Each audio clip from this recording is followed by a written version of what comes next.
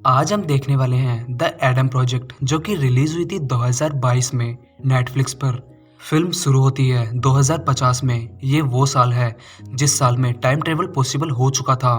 Adam एक time travel करने वाले जहाज को चुरा लेता है और उससे टाइम ट्रेवल करने की कोशिश करता है।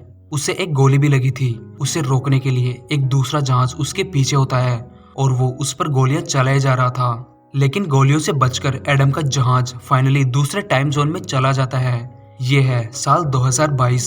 2022 में एडम एक 12 साल का लड़का था जिसे हमेशा कुछ लड़के पीटते रहते थे क्योंकि एडम अपनी जबान पर लगाम नहीं लगाता था। एक शाम एडम अपने घर पर अपने डॉग के साथ अकेला था। उसकी मॉम बाहर गई हुई थी। वो आराम से वीडियो गेम्स खेल रहा था कि उसके घर की बिजली चली जाती है और उसका डॉग भी अजीब बिहेव करता है। एडम का डॉग एडम को अपने पीछे जंगल में ले जाता है, जहां एडम देखता है कि जंगल में एक जगह पर कुछ पेड़ आधे जले हुए थे, लेकिन इसके अलावा उसे वहां कुछ और नहीं दिखता। ये सब देखकर एडम थोड़ा घबरा जाता है और अपने घर पर वापस आ जाता है। जब वो घर में होता है तो उसे गैरेज में कुछ सुनाई देता है। वो भागकर गैरेज में देखता है तो उसे वहां एक आदमी दिखाई देता है जो पायलट के सूट में था। वो एडम ही था। छोटा एडम एडम से उसके बारे में पूछता है कि वो कौन है और कहां से आया है, लेकिन एडम उसे कुछ नहीं बताता। एडम फिर छोटे एडम से उसकी एज पूछता है तो वो 12 साल बताता है। ये सुनकर एडम थोड़ा टेंशन में आ जाता है। छोटे एडम को वहां पर कुछ अजीब लगता है क्योंकि वो देखता है कि उसका डॉग उस आदमी के साथ बहुत फ्रेंडली बिहेव कर रहा था। एडम कुछ सामान लेने और कुछ दवाएं लेने घर के अंदर जाता है जिससे वो अपनी गोली का घाव भर सके। छोटा एडम भी उसके पीछे जाता है। वो नोटिस करता है कि उस आदमी का बिहेवियर और आदतें बिल्कुल उसके जैसी थी।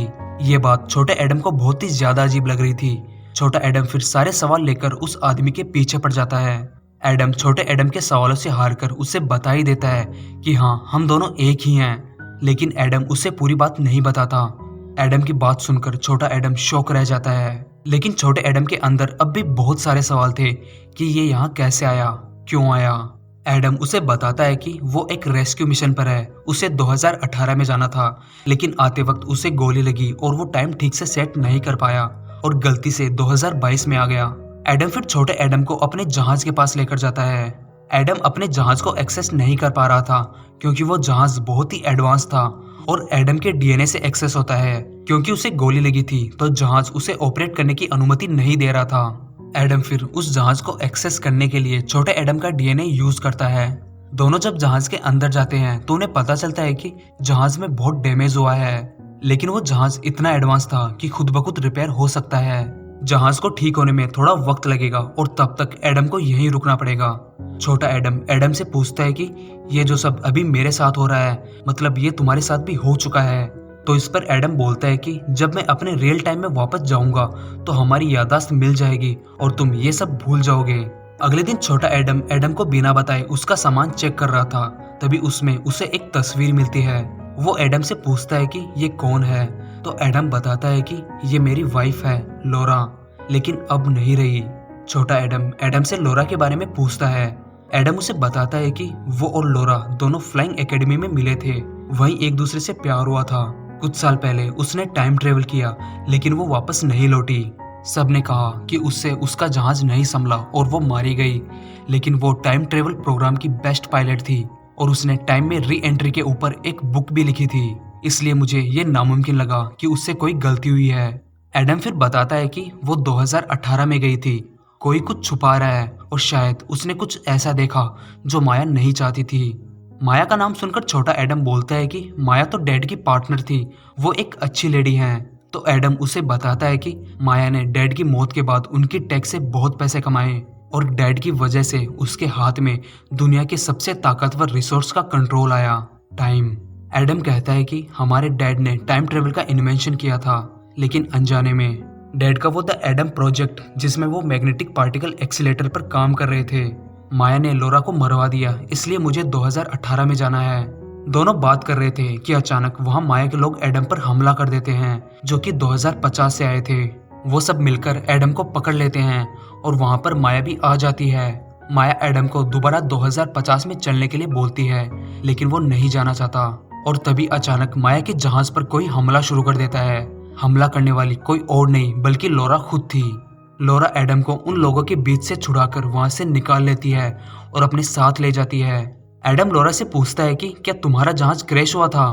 तो लोरा कहती है कि ऐसा कुछ नहीं हुआ था, मैं री एंट्री में बहुत अच्छी थी। लोरा एडम और छोटे एडम को अपने साथ वहां ले जाती है जहां वो रह रही थी। एडम लोरा से पूछता है कि तुम आखिरकार 2018 में गई क्यों थी? तो लोरा बताती है कि जब वो जंप लॉक्स चेक कर रही थी तो डेटा में था कि कोई 2018 से टाइम ट्रेवल करके वापस आया है। लेकिन हैरानी की बात ये थी कि डेटा में सिर्फ 2018 से आने का रिकॉर्ड था, जाने का नहीं। किसी ने जंप लॉक्स के साथ छेड़छाड़ की थी। लोरा फिर बताती है कि जो जहाज 2018 से वापस आया था वो माया का था और 2018 में ही तुम्हारे डैड के द एडम प्रोजेक्ट को ग्रीन सिग्नल मिला था। तो माया शायद खुद को कुछ खास सलाह देने वापस आई होगी। मतलब माया ने हमारी दुनिया बदल दी है और शायद उसने मुझे वहां देखा होगा और मेरे जहाज में बॉम्ब लगा दिया, लेकिन मैं बच गई और पिछले 4 साल से यहीं पर हूँ। लास्ट में लोरा एडम से कहती है कि तुमको 2018 में जाना होगा और टाइम ट्रेवल इन्वेंट होने से रोकना होगा।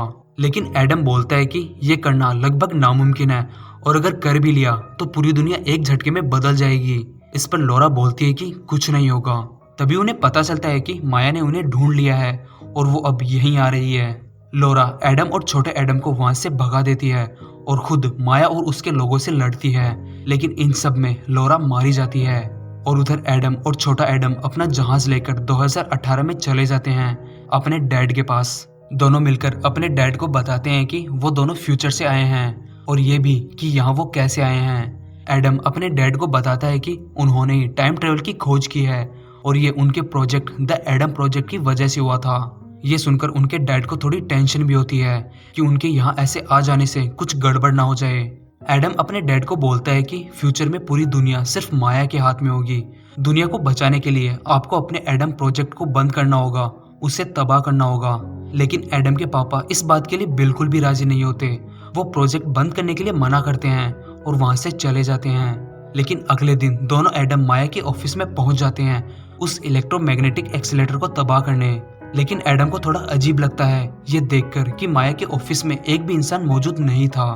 तब एडम समझ जाता है कि 2050 वाली माया यहाँ भी आ चुकी है और उसका अंदाजा सही था। माया के लोग एडम को रोकने की कोशिश करते हैं और उधर छोटा एडम ड्रोन से एडम की मदद करता है और तभी एडम के डैड भी वहां पर आ जाते हैं। वो उसकी वहां पर हेल्प करने आए थे। माया के लोगों को मारने के बाद एडम और उसके डैड अंदर जाते हैं। एडम के डैड एडम को बोलते हैं कि इलेक्ट्रोमैग्नेटिक एक्सीलरेटर को तबाह करने से कुछ नहीं होगा, माया उसे दोबारा बना लेगी। उस एक्सीलरेटर को काम कराने वाले लूप्स और प्रोग्राम्स को हटाना होगा और वो सिर्फ 2 जगह है, एक मेरे दिमाग में और दूसरा उस हार्ड ड्राइव में जो ऑफिस के बेसमेंट में है। अगर टाइम ट्रेवल को इन्वेंट होने से रोकना है तो उस हार्ड ड्राइव को तोड़ना होगा, वही एक्सीलरेटर का दिमाग है। एडम और उसके डैड बेसमेंट में जाते हैं जहां एक्सीलरेटर और हार्ड ड्राइव दोनों थे। एडम के डैड वो हार्ड ड्राइव निकालकर एडम को दे देते हैं। तभी वहां प्रेजेंट और फ्यूचर दोनों की माया आ जाती है। बड़ी माया एडम से वो हार्ड ड्राइव मांगती है, लेकिन एडम वो देने से मना कर देता है। तो बड़ी माया छोटे एडम को लाकर उस पर गन पॉइंट कर देती है और दोबारा हार्ड ड्राइव मांगती है, लेकिन एडम फिर भी मना कर देता है। बड़ी माया गुस्से में छोटे एडम पर गोली चलाने वाली होती है कि छोटा एडम उसके हाथ को साइड कर देता है। इस वजह से गोली गलती से उस मशीन इलेक्ट्रोमैग्नेटिक एक्सीलरेटर की शील्ड पर लग जाती है और उस शील्ड में छेद हो जाता है और मैग्नेटिक वेव बेकाबू होना शुरू हो जाती है। मशीन सारी मेटल की बनी चीजों को अपने अंदर खींचने लगती है। धीरे धीरे उसकी वेव स्ट्रॉन्ग हो रही थी। इस वजह से बिल्डिंग भी तबाह होना शुरू हो जाती है। लेकिन बड़ी माया गन लेकर फिर से उन तीनों के सामने खड़ी होती है और वो हार्ड ड्राइव मांगती है, लेकिन फिर से एडम मना करता है। बड़ी माया गुस्से में उनकी तरफ गोली चला देती है, लेकिन मैग्नेटिक वेव्स इतनी स्ट्रॉन्ग हो चुकी थी कि इस वजह से गोली अपनी डायरेक्शन बदल लेती है और सीधा छोटी माया को जाकर लगती है, क्योंकि वो गलती से उस मशीन की तरफ खड़ी थी। गोली लगते ही दोनों माया एक साथ मर जाती हैं और दोनों एडम और उनके डैड बिल्डिंग से बाहर आ जाते हैं। तीनों ने फाइनली टाइम मशीन इन्वेंट होने से रोक ली। इसके बाद छोटा एडम और एडम अपने रियल टाइम में अपने आप चले जाते हैं। उनको कुछ भी याद नहीं होता और कहानी फिर से वहीं से शुरू होती है जब एडम और लोरा पहली बार मिले थे। और इसी के साथ फिल्म खत्म हो जाती है। तो आई होप ये फिल्म और वीडियो आपको पसंद आया होगा, और अगर पसंद आया है तो वीडियो को लाइक करें। चैनल पर पहली बार आए हैं तो चैनल को सब्सक्राइब करें और बेल आइकन को भी जरूर प्रेस करें। तो मिलते हैं अगले वीडियो में एक नई मूवी या वेब सीरीज के साथ। तब तक के लिए गुड बाय।